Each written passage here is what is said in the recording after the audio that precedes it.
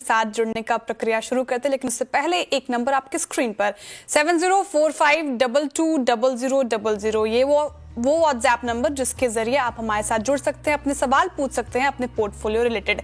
चलिए अब आगे बढ़ते हैं और देखते हैं कि पहला कॉलर हमारे साथ कहां से जुड़ रहे हैं। राजेश सिंह जी जुड़ रहे हैं हमारे साथ नोएडा से। Rajesh ji good morning. Good morning ma'am. Good morning sir. मैं राजेश नोएडा से, और मेरे पास 900 शेयर है सेलर वर्ल्ड के, जो 891 के रेट पे है। तो इसमें और एवरेज करूं या इसको क्या करूं, आपकी सजेशन चाहते हैं। ठीक है, सेलो वर्ल्ड आपकी खरीद 890 के करीब है, 900 स्टॉक्स हैं आपके पास, 554 पे ये कारोबार कर रहा है, तो काफी लॉस में है आप। 335 रुपए प्रति शेयर के लॉस झेल रहे हैं आप। हायर साइड की खरीद है इनकी राजेश जी, 1025 इसका 52 वीक हाई, वहां से आधा हो गया है स्टॉक। आप देखें क्योंकि बेयर मार्केट भी था कुछ दिन पहले, 6 महीने में लगभग 38% का करेक्शन झेला है। अब ये जो गिरावट है डेलो के आसपास ही है ये स्टॉक सेलो वर्ल्ड। एवरेजिंग की सलाह है या फिर यहाँ पे लॉस बुक करके कहीं और लगाया जाए, क्या करें? जी मुझे लगता है 1000 के आसपास का इसका टॉप था, और 1000 से गिर के करीबन 520 है ना, आपको लगभग आधा हो चुका है। अगर आप चार्ट भी देखें तो कम्प्लीटली ओवरसोल्ड डेली चार्ट भी है और वीकली चार्ट भी है।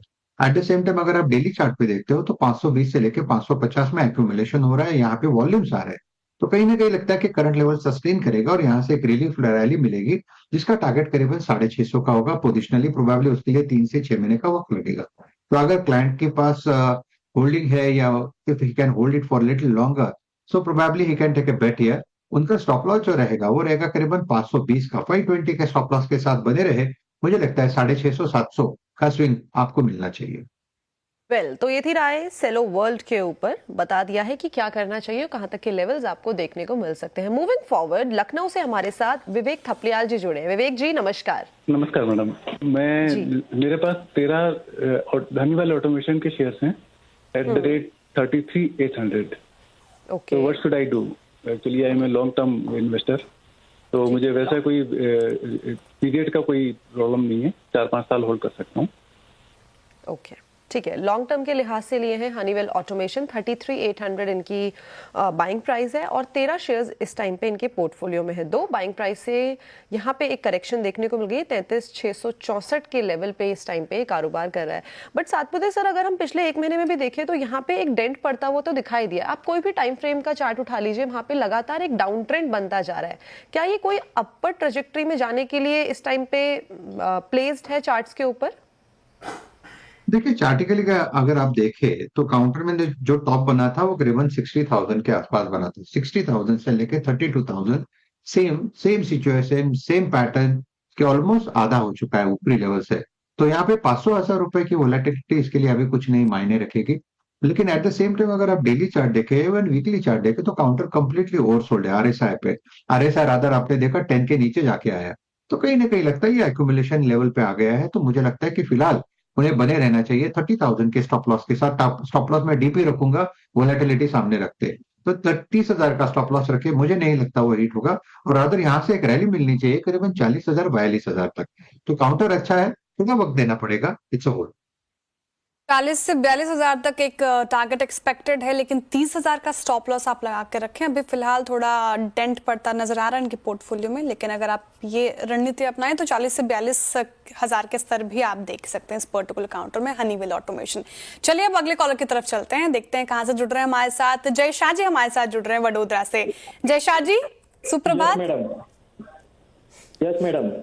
जी सर, आपका सवाल। मैडम मेरे पास जियो फाइनेंस से 249 के प्राइस से मैंने लिया है 1500 से। 1 साल मेरा होल्ड करने का कैपेसिटी है, so what should I do? जी बिल्कुल, 1 साल के लिहाज से आप होल्ड कर सकते हैं जियो फाइनेंस, और निफ्टी 50 में इसका इंक्लूजन हो रहा है। आज शुरुआत ठीक हुई थी लेकिन अभी थोड़ा फिसलता जा रहा है, लेकिन 0.15% की तेजी तो उसमें देखने को मिल रही है। 223 के लेवल पर कारोबार कर रहे हैं, 249 की आपकी खरीद है।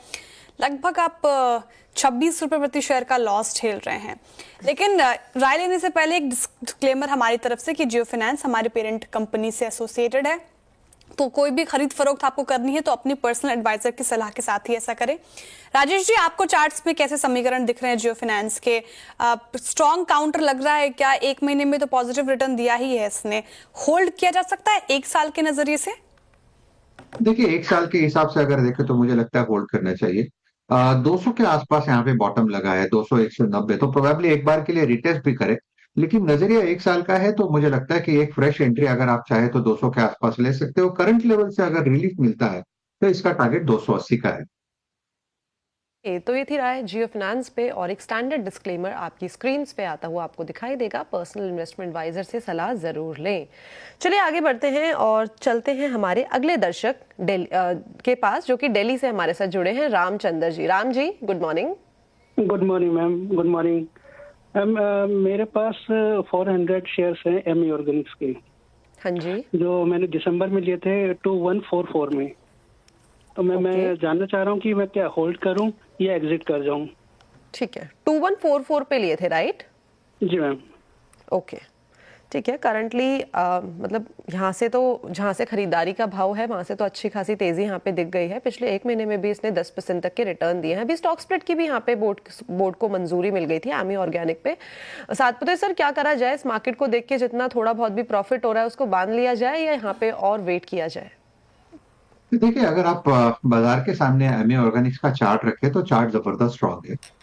रही बात लेवल्स की, तो मुझे लगता है कि ये 2400 का जो लेवल है इसके लिए एक इंपॉर्टेंट लेवल है। आज भी देखिए 2400 टेस्ट करने, 2350 2400 ये क्लस्टर है रादर, तो 2350 2400 टेस्ट करने के बाद ये घूम जाता है। 2350 2400 इसका 10 और 20 डीएमए का जोन है। तो देखिए, ऐसे बाजार में जहां पे आप कह सकते हैं कि बहुत गिने चुने काउंटर्स है कि जहां पे रिलेटिव स्ट्रेंथ है, उसमें से एमी ऑर्गेनिक्स एक होगा। तो फिलहाल तो मैं कहूंगा कि अगर आपको थोड़ा होल्ड करना है तो 2300 के स्टॉप लॉस के साथ होल्ड करें। बुक करना है प्रॉफिट तो 2600 से लेके 2650 का लेवल मिलेगा जहां पे आपको एग्जिट लेना है। 2300 के स्टॉप लॉस के साथ आप फिलहाल होल्ड कर सकते हैं। इस पर्टिकुलर काउंटर का चार्ट स्ट्रॉन्ग नजर आ रहे हैं। चलिए अब अगले कॉलर की तरफ